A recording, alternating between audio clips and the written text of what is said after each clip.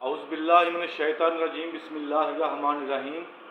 ایک دوست نے کمنٹ کیا ہے کہ جی آپ آل رسول کی شان میں تو ویڈیو بناتے ہیں لیکن صحابہ اکرام کی بارے میں آپ کا کیا خیال ہے؟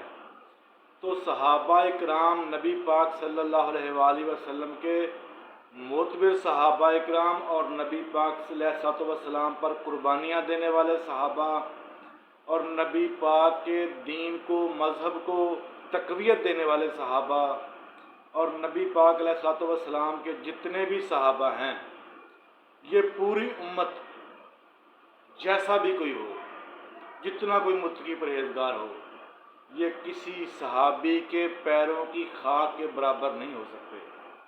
کسی صحابی کے پیروں کی خاک کے برابر نہیں ہو سکتے۔ کسی بھی بندے کا عمل، کوئی بھی مسلمان ہو، تو صحابہ رسول کی شان جو ہے وہ عام امت سے بہت زیادہ بلند ہے اور اعلیٰ شان ہے، لیکن آل محمد سردار ہیں۔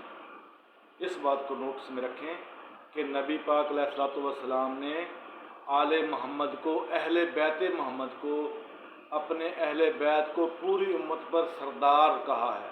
یہ پوری امت کے سردار محمد و آل محمد ہیں، اور اس سرداری میں، اس متحدی میں، آل محمد کے اس متحدی میں صحابہ اکرام بھی امت کے ساتھ شامل ہیں، یعنی آل محمد افضل ہیں اور صحابہ اکرام ان کی رعایا ہیں، جیسے ہم آل بیت کی رعایا ہیں، یعنی ہم محکوم لوگ ہیں، آل محمد حاکم ہیں، ہمارے سردار ہیں، ہمارے مولا ہیں۔